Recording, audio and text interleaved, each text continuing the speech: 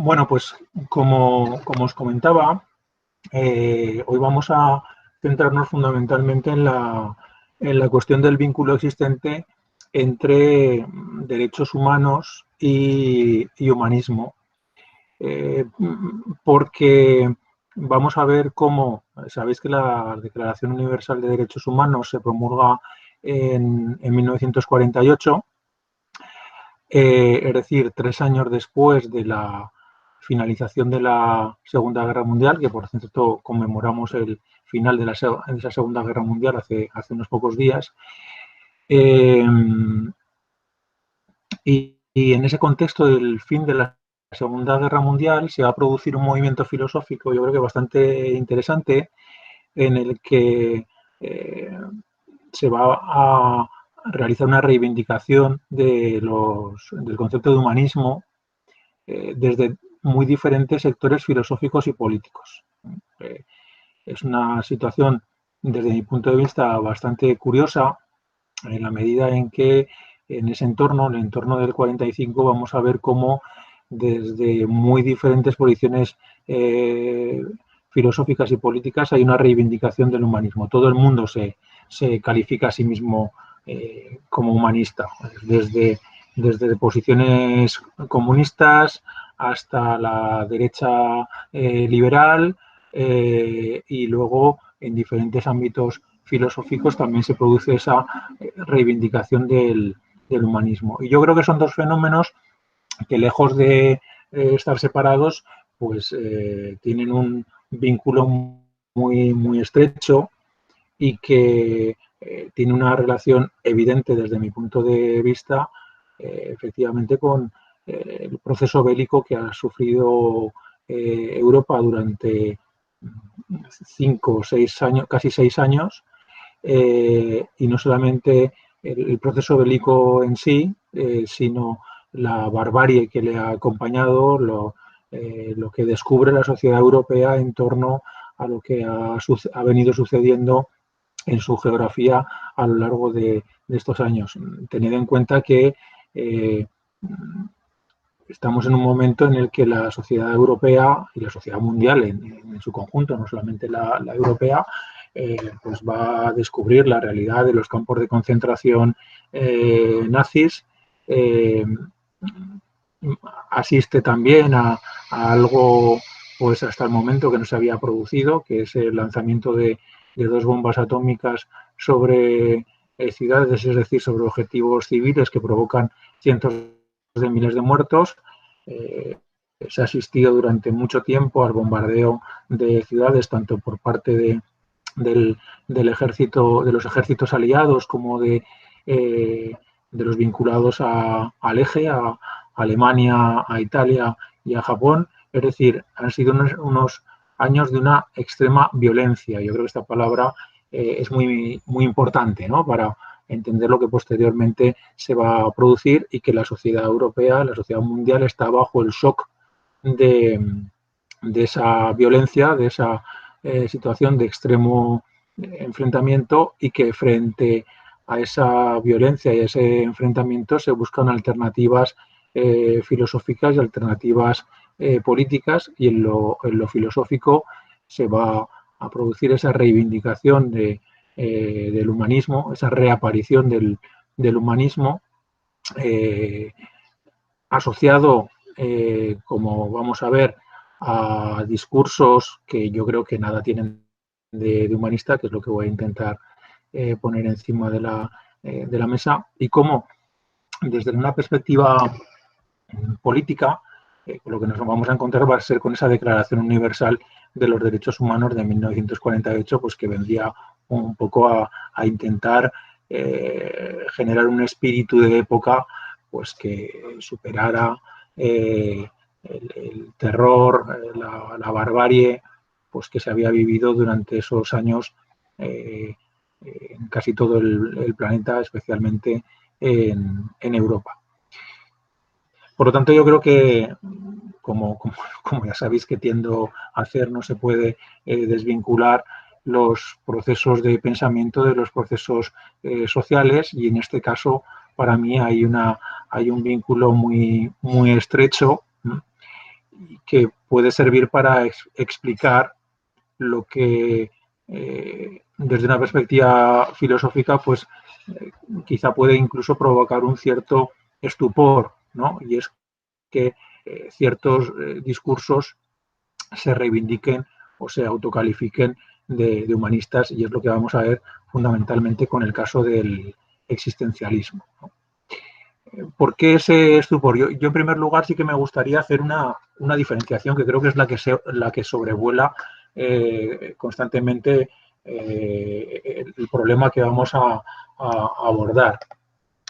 Y es que una cosa es abordar la cuestión del humanismo desde una perspectiva estrictamente filosófica, desde una posición filosófica, analizar el humanismo desde una posición filosófica, y otra utilizar el concepto humanismo en un sentido coloquial. No es lo mismo en absoluto, no tiene nada que ver. El humanismo filosófico tiene un sustento teórico, un fundamento que vamos a analizar, mientras que la declaración de humanismo en el ámbito de lo coloquial o incluso en el ámbito de lo político no tiene ese rigor que se debe exigir a lo filosófico, ¿no? Yo creo que precisamente aquí lo que sucede es que un poco se mezclan los dos niveles, e incluso por parte de gente con enorme solvencia filosófica se mezclan los dos niveles y no se advierte la incoherencia en que se está cayendo. ¿Por qué digo esto? Bueno, pues porque son muchos los autores que han señalado que para sustentar una posición de carácter humanista, pues hay que partir de un cierto esencialismo antropológico, entender que el ser humano posee una determinada esencia, una naturaleza humana que, como señala un teórico del 19, un miembro de la izquierda hegeliana, Stirner, pues tiene un cierto fundamento teológico, ¿no? Es decir, es esa idea de Dios, ¿no?, la que fundamenta una esencia humana compartida, en la que nos convertimos pues, en una especie de imago Dei, de imagen de Dios o de huella, o de huella de Dios, en la que nos lleva a compartir una esencia humana, ¿no? Es decir, el humanismo bebería de esa concepción esencialista del sujeto, ¿no? En un vínculo con lo teológico, como en cierto modo el propio Feuerbach también señala cuando nos dice que, bueno, pues que la idea de Dios no es más que una proyección de la esencia humana, ¿no? Dios es la esencia humana sublimada. Del mismo modo podríamos decir esa esencia humana sublimada es la que luego se convierte en fundamento para hablar de una naturaleza humana compartida, ¿no? Eso es lo que yo entiendo que está detrás de una posición filosófica de carácter humanista, por lo que aquellos discursos filosóficos que no tienen carácter esencialista, que no defienden una esencia humana compartida, pues difícilmente pueden ser calificados de humanistas, ¿no? Y el ejemplo, yo creo, más evidente es el existencialismo, en cuya propia definición está ese carácter no esencialista de la naturaleza humana, ¿no? Cuando se entiende que la existencia precede a la esencia. Primero existimos y eso nos confiere una esencia, pero una esencia particular, una esencia individual, y porque nuestras situaciones, nuestras circunstancias, por decirlo con la palabra de Ortega, son diferentes y, por lo tanto, no compartimos una esencia común que estaría detrás de esa idea humanista que, desde mi punto de vista, está muy alejada de cualquier planteamiento existencial, ¿no? También convendría señalar un hecho, quizá anecdótico, pues porque simplemente hace referencia al posicionamiento de un autor, pero me parece interesante señalarlo.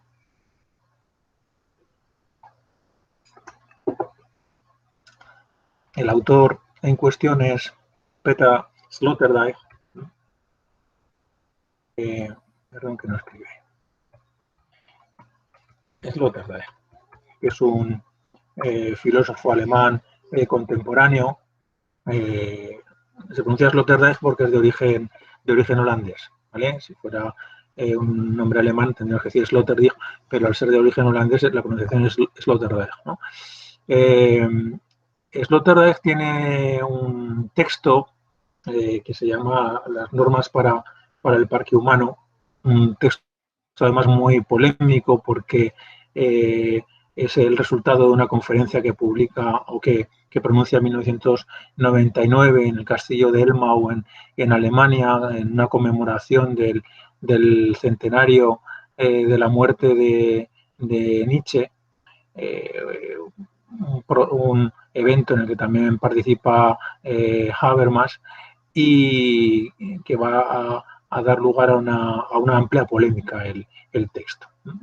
Pero no por esto que voy a decir, sino por la afiliación nietzscheana que se encuentra en el mismo. Parece que Nietzsche en Alemania es muy curioso, ¿no? Porque si os fijáis, Nietzsche es un filósofo de referencia, por ejemplo, en la filosofía francesa sin ningún género de dudas. Es difícil hacer un recorrido por la filosofía francesa del siglo XX y XXI sin tropezar constantemente con Nietzsche, mientras que en Alemania parece que sea una especie de tabú, un autor muy poco utilizado, muy poco referido, a no ser para criticarlo, con la excepción problemática, evidentemente, de Heidegger, ¿no? Y por esa vinculación que se hace de esa, dejadme que lo diga rápido, estúpida vinculación que se hace entre Nietzsche y el nazismo, como consecuencia de la adulteración de sus textos por parte de su hermana, pero que, bueno, pues puede venir reforzada porque alguien vinculado al nazismo, como es Heidegger, pues sí que habla de Nietzsche. Pero parece que Nietzsche es un autor maldito en la filosofía alemana contemporánea y Sloterdijk pues comete el pecado de hablar de Nietzsche. Dicho sea de paso, Sloterdijk es uno de los autores más interesantes de la filosofía alemana contemporánea. Bueno, pues Sloterdijk en ese libro que os estoy mencionando, de las normas para el parque humano, dice algo que vendría a contradecir un poco la tesis que estoy manteniendo, porque lo que él dice es que en realidad las sociedades humanistas hallan su fin en 1945, en ese entorno, en el entorno del 45. ¿No? Dice lo siguiente: con el establecimiento mediático de la cultura de masas en el primer mundo a partir de 1918, la radio, y de 1945 la televisión, y más aún con las últimas revoluciones de redes informáticas, en las sociedades actuales la coexistencia humana se ha instaurado sobre fundamentos nuevos. Estos son, como se puede demostrar sin dificultad, decididamente post-literarios, post-epistolográficos y, en consecuencia, post-humanísticos. Es decir, que él entiende que a partir de 1945 lo que nos hallamos es en una sociedad post-humanista. Y, sin embargo, ciertamente nos encontramos con que, acabada la Segunda Guerra Mundial, hay una inflación del concepto de humanismo. Hay una profundísima reivindicación del humanismo y todo el mundo se quiere humanista, todo el mundo se reivindica como humanista. Ya digo que en ocasiones incluso produciendo una profunda contradicción con los fundamentos teóricos desde los que se reivindica ese humanismo, como ocurre en el ámbito del existencialismo, que es en el que me voy a detener. Aunque ahí también, claro, hay que hacer una excepción. Hay que hacer una excepción, que es la excepción heideggeriana. Heidegger en este caso es coherente. Heidegger es coherente, porque en su carta sobre el humanismo, que es del 47, él va a decir que el de humanista no tiene absolutamente nada. es un planteamiento que no encaja con sus posiciones filosóficas, y yo creo que en este caso Heidegger es coherente. Claro, es una coherencia desde mi punto de vista que viene también marcada porque él no siente el peso, ¿no? Siente el peso de los horrores que ha vivido Europa, no identifica esos horrores. En la medida en que él ha formado parte del nazismo, él ha tenido una alianza de hierro con las posiciones nazis en su país, no desarrolla esa mirada, ese malestar que en numerosos intelectuales europeos sí que se produce. Porque hay un hecho que es muy, muy interesante, y es que para muchos intelectuales europeos la guerra supone un cambio radical, un cambio brutal. El caso más claro es el de Jean-Paul Sartre, ¿no? Del que voy a hablar un poquito más en profundidad. El caso más claro es el de Sartre, quien dice textualmente en una entrevista que concede cuando cumple 70 años que la guerra había dividido su vida en dos, y evidentemente él pasa de ser un teórico del individualismo radical a ser alguien tremendamente preocupado por ver cómo fundamentar procesos de constitución grupal. Y esto tiene que ver con su vivencia de la guerra. Le ocurre a Sartre, le ocurre a Althusser, le ocurre a muchos autores que entran en la guerra con una posición filosófica y salen de ella con otra, porque la guerra les ha afectado profundamente, cosa que no sucede en el caso heideggeriano. Entonces, con lo que nos encontramos es con que esos horrores de la guerra, por quienes los entienden como tales horrores, les llevan a defender una posición humanista que, en cierto modo, pues contradice sus posiciones filosóficas. Para sustentar esta tesis, incluso podríamos irnos a otro momento histórico también muy, muy interesante y no muy lejano, que es la muerte de Stalin en la Unión Soviética. Cuando Stalin muere en el 53, de manera tremendamente curiosa, la autocrítica en la que empieza, en la que se mete el Estado soviético, también tiene una dimensión filosófica, y se va a establecer como doctrina teórica a partir de ese momento lo que llaman el humanismo socialista o humanismo marxista.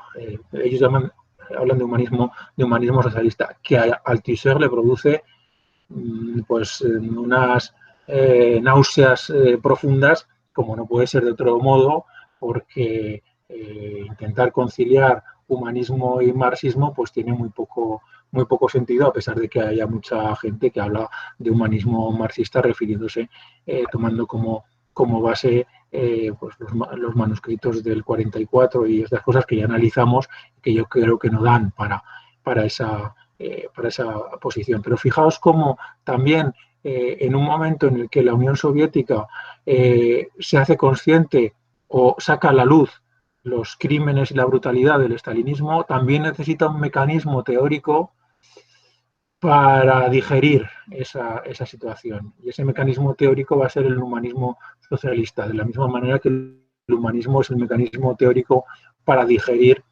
la brutalidad de la guerra que se había utilizado en Occidente a partir de 1945. ¿Qué es lo que voy a intentar a continuación y de manera bastante breve? Bueno, pues poner de manifiesto la incoherencia de esa posición humanista reivindicada desde ciertos autores del existencialismo, y en concreto desde Sartre y Merleau-Ponty. Ya hemos dicho que Heidegger es coherente en este momento con su posición filosófica y el rechazo del humanismo. Aunque la posición de Sartre y de Merleau-Ponty es matizadamente diferente. Hay matices en las posiciones de ambos. ¿Por qué? Porque lo que vamos a ver es que en Sartre lo que hay es fundamentalmente un rechazo de la violencia. Se ha vivido una época de violencia, 6 años de extrema violencia, y Sartre intenta desarrollar una teorización que supere ese universo de la violencia, y en eso va a meterse durante varios años de los años 40, mientras que en el caso de Merleau-Ponty lo que vamos a encontrar es la reivindicación de una cierta violencia frente a ese universo de la violencia que es repudiado de manera abstracta. Merleau-Ponty va a hacer una reivindicación de cierta violencia concreta, que es la que él llama la violencia revolucionaria. Pero bueno, vayamos a la cuestión. Hablemos primero de Jean-Paul Sartre. Voy a ello. Hablemos primero de Jean-Paul Sartre y luego hablaremos de Merleau, que me escribo, de Merleau-Ponty, de Maurice Merleau-Ponty. Merleau-Ponty y Sartre eran grandes amigos, junto con Simone de Beauvoir, y ellos tres están detrás de la creación de una de las revistas filosóficas más potentes del siglo XX europeo, que es L'État moderne, y que que empezó a publicarse en el 45, y que ha ido saliendo hasta hace, creo que cosa de un año, en que dejó de publicarse.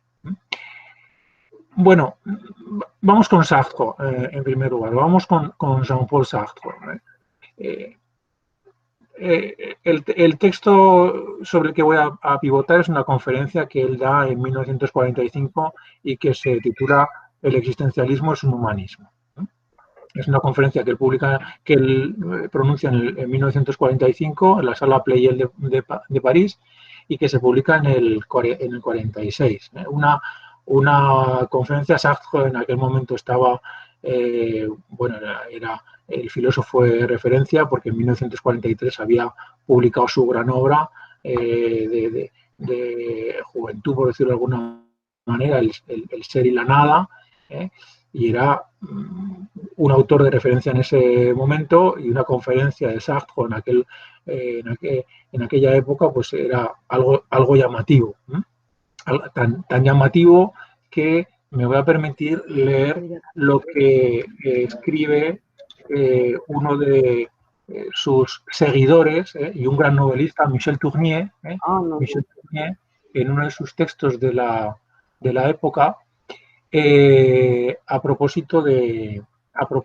lo que sucede en esa conferencia de 1945.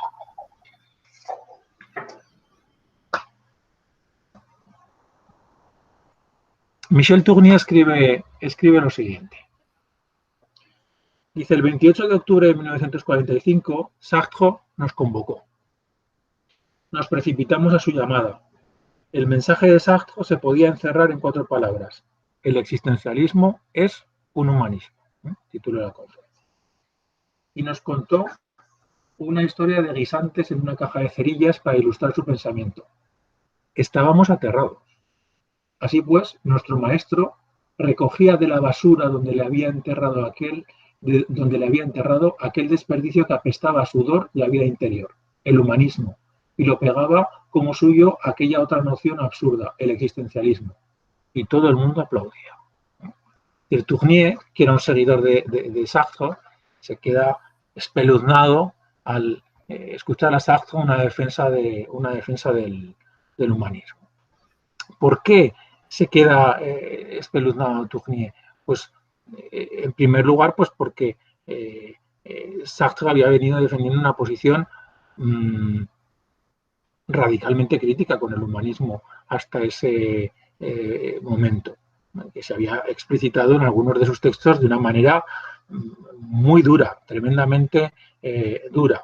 Voy a leeros a continuación un fragmento un poquito extenso de una obra que quizá os suene, La náusea. La náusea, que es una novela de Sartre, una novela publicada en 1938, y en la que la crítica al humanismo es feroz. Feroz. Os leo el fragmento, es el diálogo entre entre dos personajes, el autodidacta y Roquentin, que es el protagonista. Dice lo siguiente: mis amigos son todos los hombres. Cuando voy a la oficina por la mañana, detrás de mí, hay hombres que van a su trabajo. Los veo. Si me atreviera, les sonreiría. Pienso que soy socialista, que todos ellos son el objeto de mi vida, de mis esfuerzos, y que todavía no lo saben. Es una fiesta para mí, señor, dice el autodidacta. Me interroga con la mirada. Apruebo meneando la cabeza, pero noto que está un poco decepcionado, que quisiera más entusiasmo. ¿Qué puedo hacer? ¿Es culpa mía si en todo lo que me dice reconozco al paso el plagio, la cita? Si veo reaparecer mientras él habla a todos los humanistas que he conocido, ay, he conocido tantos. El humanista radical es particularmente amigo de los funcionarios. El humanista llamado de izquierdas considera su principal cuidado velar por los valores humanos. No pertenece a ningún partido porque no quiere traicionar lo humano, pero sus simpatías se inclinan por los humildes. A los humildes consagra su bella cultura clásica. En general es un viudo de ojos hermosos, siempre empañados de lágrimas. Llora en los cumpleaños. También quiere al gato, al perro, a todos los mamíferos superiores. El escritor comunista ama a los hombres desde el segundo clan quinquenal. Castiga porque ama. Púdico, como todos los fuertes, sabe ocultar sus sentimientos, pero también con una mirada, con una inflexión de voz, sabe insinuar tras sus rudas palabras de justiciero una pasión áspera y dulce por sus hermanos. El humanista católico, el rezagado, el Benjamín, habla de los hombres con aire maravillado. Qué hermoso cuento de hadas, dice, la más humilde de las vidas, la de un estibador londinense, la de una paradora. Ha elegido el humanismo de los ángeles. Escribe para la edificación de los ángeles largas novelas tristes y hermosas que obtienen con frecuencia el premio Femina. Estos son los principales papeles, pero hay otros, una nube. El filósofo humanista que se inclina hacia sus camaradas como una hermana mayor y que conoce sus responsabilidades. El humanista que ama a los hombres tal como son, el que los ama tal como deberían ser, el que quiere salvarlos con su consentimiento y el que los salvará contra ellos mismos, el que quiere crear mitos nuevos y el que se conforma con los antiguos, el que ama en el hombre su muerte, el que ama en el hombre su vida, el humanista jocundo que siempre tiene una chanza, el humanista sombrío que se encuentra preferentemente en los velatorios. Todos se odian entre sí, en tanto que individuos, naturalmente, no en tanto que hombres. Bueno, me parece difícil encontrar un texto más brutal contra el humanismo, ¿no? Les da hostias, con perdón, a todos, ¿no? A todos los que se califican como humanistas, a todos los que se sienten humanistas. Estamos en el 38, estamos en el 38 y van a pasar 7 años, entre los cuales está la Segunda Guerra Mundial, y al cabo de esos 7 años se va a producir esa reivindicación del humanismo que podemos encontrar en el existencialismo es un humanismo. Pero claro, entre este texto que acabo de leer y el humanismo el existencialismo es un humanismo, tenemos un hito fundamental, que es la gran obra filosófica del primer Sartre, como os he dicho, que es el ser y la nada. El ser y la nada, que es una obra de 1943. Una obra pues que desde luego encontrar en ella trazas de humanismo es empeño baldío. Es una obra en la que Sartre, en su gran mayoría, lo que está haciendo es una defensa de posiciones radicalmente individualistas, en la que precisamente el otro es entendido como un problema. El otro, los demás seres humanos se presentan ante el sujeto no como alguien con quien siento empatía, alguien con quien me siento identificado, sino alguien con quien me veo abocado a una pugna feroz. Esta posición queda muy bien resumida en una frase que se encuentra en la primera página de otro texto que escribirá Sartre, que se titula Verdad y Existencia, que es un un texto de 1947 en el que dice malheureusement il y a des consciences. Desgraciadamente hay otras conciencias. Claro, esto un humanista difícilmente lo podría afirmar, ¿no? Desgraciadamente hay otras conciencias. Pero es que si queremos conocer de una manera fehaciente cuál es la posición con respecto al otro de Sartre en esta época, pues no tenemos más que irnos, y os recomiendo encarecidamente que os vayáis a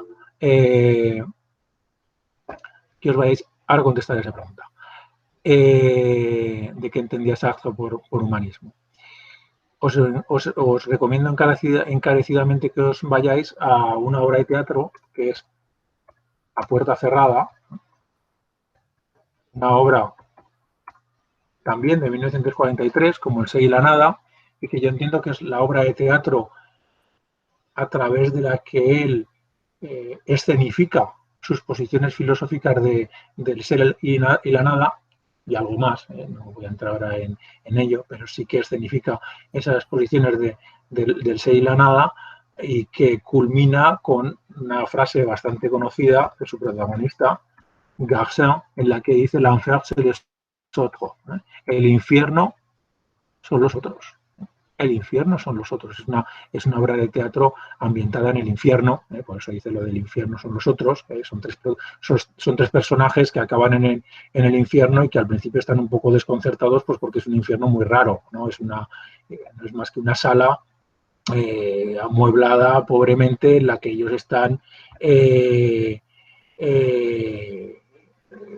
reunidos y en una constante relación de tensión entre ellos. Por lo tanto, esa expresión final de el infierno son los otros, el infierno son los otros, es una expresión de cuál es la posición filosófica de Sartre en el 43, ya no en el 38, sino en el 43. El otro como problema, aunque es cierto que está intentando buscar vías de solución a ese problema de relación con el otro. Os recomiendo que os leáis A Puerta Cerrada. Es una obra magnífica, maravillosa, de una tensión filosófica constante, y bueno, que se lee además pues en una tarde, la leí sin ningún tipo de problema, y es una obra muy, muy interesante. Pero claro, de lo que estamos hablando aquí es de un Sartre que lo que está teorizando, tanto en El Ser y la Nada, pues como en La Puerta Cerrada, es la ausencia de una esencia humana compartida. Y eso se ve muy claramente en el concepto fundamental, uno de los conceptos fundamentales de la filosofía sartriana, que es el concepto de situación. La idea de situación. Si algo caracteriza al sujeto es su situación. Claro, como la situación de cada sujeto es diferente, los sujetos son diferentes entre sí, porque desde la situación el sujeto construye su proyecto, ¿no? Esto también es otro concepto muy importante en la filosofía sartriana, el concepto de proyecto. Nuestra situación nos define una serie de posibilidades, y de entre esas posibilidades, con nuestra libertad constitutiva, porque somos radicalmente libres, entiende Sartre, en esta época, elegimos nuestro proyecto. Nuestra situación es individual, nuestro proyecto es individual. No hay nada compartido en los sujetos.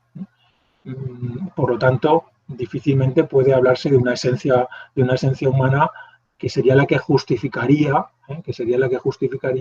hablar de un humanismo existencialista. Sin embargo, él habla de humanismo existencialista. ¿Y por qué? Y aquí voy a responder a lo que me preguntabais de qué entiende él por humanismo. Y eso es lo que vamos a ver en El existencialismo es un humanismo, en esta conferencia a la que antes hacía referencia. Si hubiera que sintetizar la obra, al menos para los intereses de lo que aquí quiero presentar, pues podría señalar como uno de los elementos centrales el ateísmo que la atraviesa. Hay diferentes existencialismos. El existencialismo sartreano es un existencialismo ateo, ¿no? Y en esta obra pues recoge muchas veces o en varias ocasiones la idea de muerte de Dios que recoge de Nietzsche, evidentemente, ¿no? El Dios ha muerto. Claro, esa muerte de Dios pues deja al sujeto ante sus propias responsabilidades, de tomar sus propias decisiones, lo que genera angustia en el sujeto. Pero esa muerte de Dios nos deja sin esa red, sin ese fundamento común que nos permitiría hablar de una esencia humana compartida. Dios es el fundamento de la esencia humana. Al desaparecer Dios, desaparece el fundamento de la esencia humana. Y en Sartre está muy presente esa idea nietzscheana de muerte de Dios, que articula, yo entiendo, buena parte de su filosofía, y en este sentido os recomendaría otra obra de teatro también estupenda y muy interesante, aunque posterior, que es El Diablo y Dios, El Diablo y Dios, en la que precisamente se habla de esta problemática de la muerte de Dios y los efectos que tiene en la moral del sujeto. Cómo es preciso, desde esa muerte de Dios, construir una moral que no sea una moral absoluta, sino que sea una moral en situación, una moral del sujeto que actúa en una situación concreta. Es decir, que todos los elementos teóricos que permitirían hablar de una posición humanista están ausentes del planteamiento sartreano, ¿no? ¿Qué entiende Sartre en el existencialismo es un humanismo por humanismo? Bueno, pues os lo voy a leer textualmente para que tengáis constancia de ello. Sartre dice lo siguiente.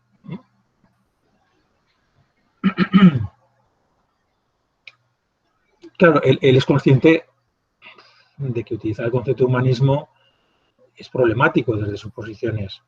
Él sabe lo que ha dicho del humanismo, es consciente de sus ataques al humanismo. ¿Cómo ahora hacer una defensa del humanismo? Pues evidentemente diciendo que hay otro humanismo, ¿no? Dice, pero hay otro sentido del humanismo que significa en el fondo esto. El hombre está continuamente fuera de sí mismo. Es proyectándose y perdiéndose fuera de sí como hace existir al hombre, y por otra parte es persiguiendo fines trascendentales como puede existir, siendo el hombre este rebasamiento mismo y no captando los objetos sino en relación a este rebasamiento, está en el corazón y en el centro de este rebasamiento. No hay otro universo que este universo humano, el universo de la subjetividad humana. Esta unión de la trascendencia como constitutiva del hombre, no en el sentido de que Dios es trascendente, sino en el sentido de rebasamiento, y de la subjetividad en el sentido de que el hombre no está encerrado en sí mismo, sino presente siempre en un universo humano, es lo que llamamos humanismo existencialista. Humanismo porque recordamos al hombre que no hay otro legislador que él mismo, y que es en el desamparo donde decidirá de sí mismo. Yo creo que él mismo lo deja muy claro, ¿eh? Primero está hablando de, por precisar algún concepto, cuando utiliza el concepto de trascendencia, Sartre lo que está hablando no es de la trascendencia opuesta a la inmanencia, como venimos utilizando el término a lo largo del curso. Él habla de trascendencia en el sentido de superación, de proyección. El sujeto, el individuo para Sartre es alguien que siempre se está proyectando, que nunca, en el que su ser siempre es un proyecto, ¿no? Que está en un proceso constante de construcción, de impulso hacia adelante. Y en ese sentido es en el que él habla de un humanismo, ¿no? En el que los seres humanos tienen esa voluntad de proyectarse en un futuro, y eso es lo que para Sartre justificaría hablar del concepto de humanismo. Yo desde luego no entiendo qué tiene que ver esto con el humanismo, como Tournier tampoco lo entendía, como Bernard-Henri Lévy tampoco, otro de los intérpretes de Sartre, pues tampoco entendía, como yo creo que muchos de los que somos lectores de Sartre no entendemos, porque entendemos que el planteamiento sartreano es un planteamiento muy alejado del humanismo y que simplemente lo que hay aquí es un gesto, un escorzo teórico para intentar superar esa situación, ¿no? Esa situación de violencia que había venido acompañando a Francia durante 6 años y que había llevado incluso a Sartre a un campo de concentración durante un breve periodo de tiempo después de haber estado en el ejército francés. Por lo tanto, no hay trazos de humanismo en el planteamiento sartreano y sí quizá una voluntad de superación de ese universo de violencia que había representado la guerra. El caso de Merleau-Ponty es un caso un tanto diferente. Ya digo que Merleau-Ponty y Sartre eran amigos en aquella época, aunque luego rompieron. Pero eran muy amigos y yo tengo un poco la impresión como que se hubieran repartido los papeles, ¿no? Y que Sartre hubiera hecho un papel de crítica fundamentalmente hacia ciertas posiciones de izquierda. Sartre polemiza mucho con los comunistas, aunque luego hay otro momento en el que se siente muy cercano a ellos y acaba en posiciones marxistas, Sartre. Y sin embargo, Merleau-Ponty en esta época me parece que debe dirigir sus dardos hacia la derecha, hacia los gaullistas, los seguidores del general de Gaulle en Francia y frente a los liberales en general. Y en ese sentido es en el que hay que entender la obra de la que voy a hablar a continuación, la obra de Merleau-Ponty, que es Humanismo y Terror, se titula de esa manera, Humanismo y Terror. Y es una obra pues redactada y publicada entre 1946 y 1947 y que en realidad es una respuesta a otra obra, es una respuesta a una obra de la que yo creo que ya os he hablado en alguna ocasión, una novela de Arthur Koestler que se titula El cero y el infinito. Hoy es día de recomendaciones. Leeros El cero y el infinito. Es una novela maravillosa, ¿no? Una novela maravillosa. Y Merleau-Ponty lo que va a hacer es contestar los argumentos que aparecen en esta novela de Koestler. ¿Por qué? ¿Qué es lo que está diciendo Arthur Koestler en esta novela? Koestler es un antiguo militante comunista, ¿no? Es un antiguo militante comunista que, sin embargo, escribe esta novela violentamente antiestalinista. ¿No? Violentamente antiestalinista. Es uno de los primeros intelectuales de origen comunista que va a hacer una crítica radical al estalinismo. Tened en cuenta que estamos a principios de los años 40 y a finales de los años 30 se había producido en Moscú, en la Unión Soviética, lo que se conoció como los procesos de Moscú. Los procesos de Moscú, fundamentalmente, fue especialmente virulento el año 37, procesos de Moscú en los que son enjuiciados y ajusticiados cientos de miles de personas, muchísimos de ellos de la élite dirigente del país, miembros de la dirección del Partido Comunista, como es el caso de Bukharin, que es el protagonista, con otro nombre, porque en la novela aparece como Rubashov.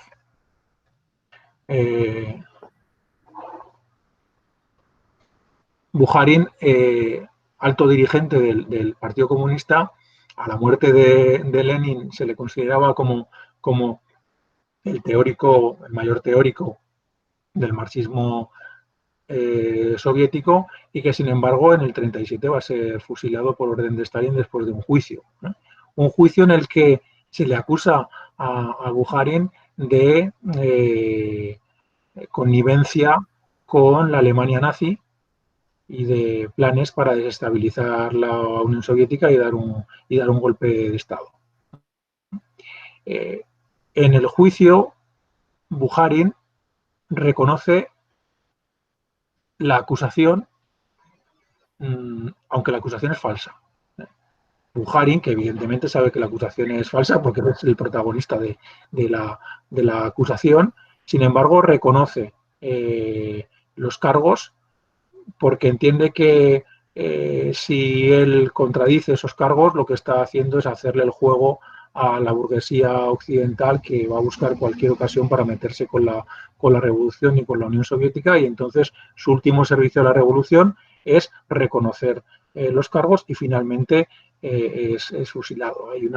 Hay una carta final, casualmente tengo aquí el libro. No, estas son las de Amiatin y Bulgakov. No, pero hay una carta final de Bukharin a Stalin diciéndole, bueno, tú sabes que esto es falso, déjame en la cárcel, pero hombre, no me asesines, no me mates.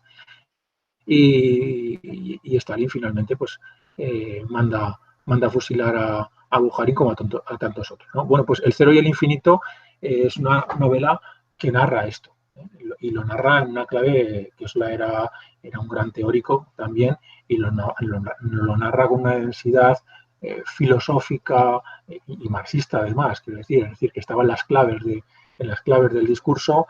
Es un texto de una densidad filosófica y de una penetración psicológica pues tremendamente interesante, y fue un libro que evidentemente pues tuvo mucha repercusión, porque que un excomunista pues criticara al comunismo evidentemente era algo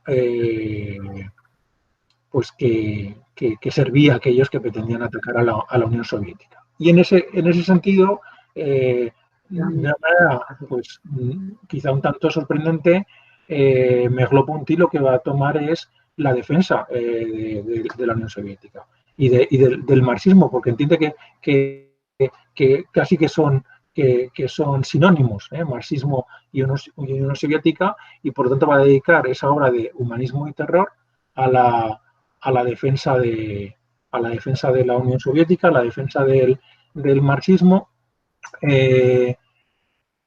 con la argumentación del carácter humanista del marxismo. Es decir, Merleau-Ponty en parte se adelanta a lo que va a hacer la dirección soviética unos años más tarde, precisamente para distanciarse de Stalin. Es decir, él, para defender a Stalin, va a utilizar la argumentación, o va a calificar el marxismo de humanista, lo mismo que va a hacer la dirección soviética unos años más tarde, pero para alejarse de los planteamientos stalinianos, ¿no? Y va a hablar de ese humanismo marxista. Dice Merleau-Ponty en Humanismo y Terror: nuestro papel tal vez no es muy importante, pero es preciso mantenerse en él. Eficaz o no, consiste en aclarar la situación ideológica, en subrayar, más allá de las paradojas y de las contingencias de la historia presente, los verdaderos términos del problema humano, recordar a los marxistas su inspiración humanista, recordar a las democracias su hipocresía fundamental y mantener intactas contra las propagandas las posibilidades que tiene todavía la historia de tornarse clara. Es decir, es un texto con la vocación de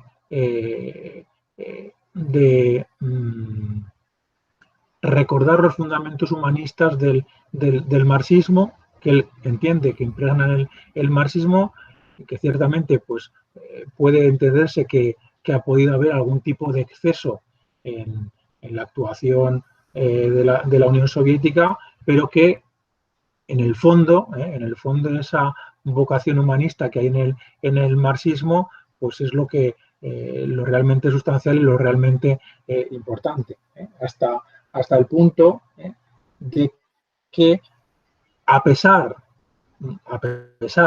de el carácter violento de la represión que se ha producido en los años 30 en la Unión Soviética, dice textualmente Merleau-Ponty: la violencia revolucionaria debe ser preferida porque tiene un porvenir de humanismo. La frase no tiene desperdicio. La violencia revolucionaria debe ser preferida porque tiene un porvenir de humanismo. Es decir, que si estamos en ese universo, os decía, en el que la violencia se había presentado como problemática y estaba asociada a la guerra, y por lo tanto la violencia ejercida por parte del poder soviético durante los años 30 pudiera ser vista también como una expresión de ese problema, Merleau-Ponty lo que nos está intentando subrayar es el hecho de que hay una diferencia muy grande entre una violencia ejercida con una vocación humanista y una violencia que se ejerce con otro tipo de vocaciones, que es muy diferente la violencia producida en la guerra a la violencia que desarrolla el Estado soviético para acabar con la contrarrevolución a través de los juicios de Moscú. Claro, no voy a entrar por ahí hay algún micro abierto que interfiere un poquito, si podéis lo apagáis. No voy a entrar a desmontar esa idea de el carácter no humanista del marxismo. Creo que ya hemos hablado suficientemente de ello cuando hablamos de Marx, y por lo tanto el empeño de Merleau-Ponty de hablar de un humanismo marxista, pues también creo que hay que marcarlo en ese contexto histórico del que estoy hablando. En resumidas cuentas, con qué es con lo que nos encontramos? Y con esto ya voy terminando la sesión de hoy. Pues con lo que nos encontramos, desde mi punto de vista, y esto es evidentemente discutible, pero yo es la única explicación que logro encontrar a que teóricos que habían hecho una feroz crítica del humanismo, pues de la noche a la mañana hagan una reivindicación del humanismo. Lo que yo creo que en el fondo se encuentra es una falta de distinción entre estos dos niveles a los que yo hacía referencia en la utilización del concepto de humanismo.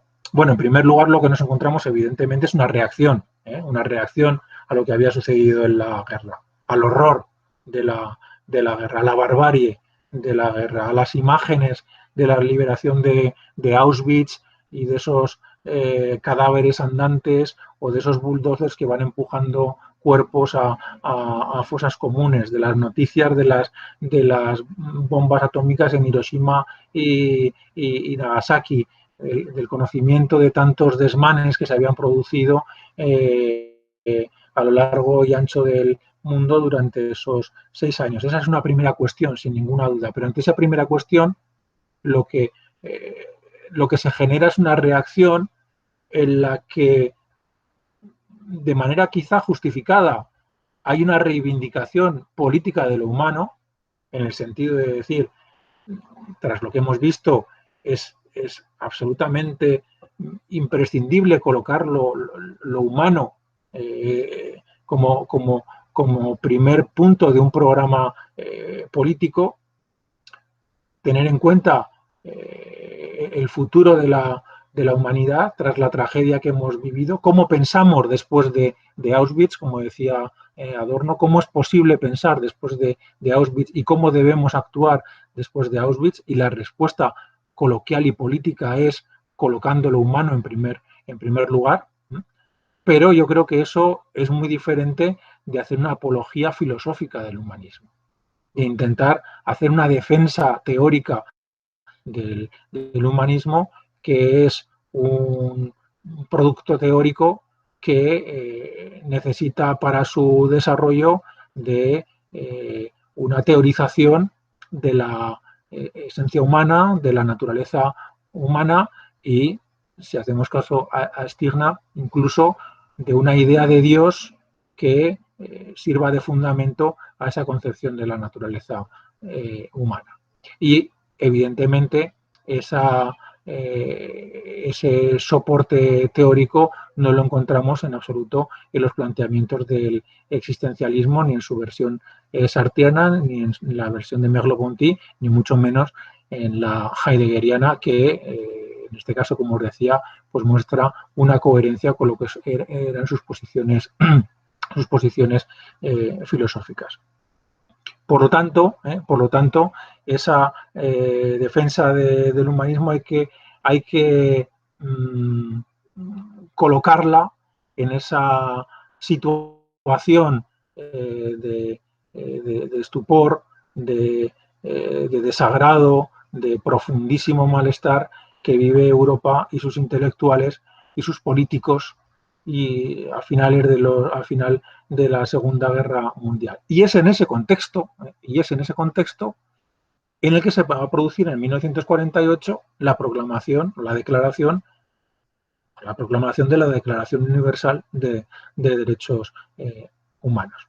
Es en ese ambiente de repulsa de la violencia, de colocación de lo humano como horizonte, de intento de supervivencia de la humanidad, en la que se va a producir la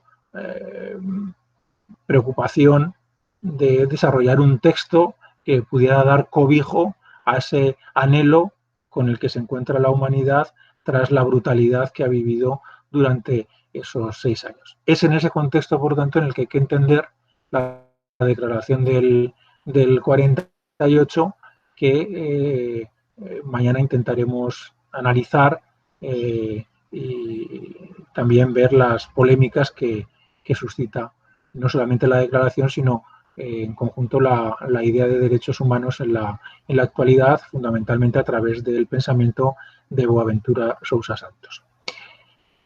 Y con esto, pues yo termino la sesión y ya, pues, si tenéis alguna pregunta que hacer, pues aquí estoy.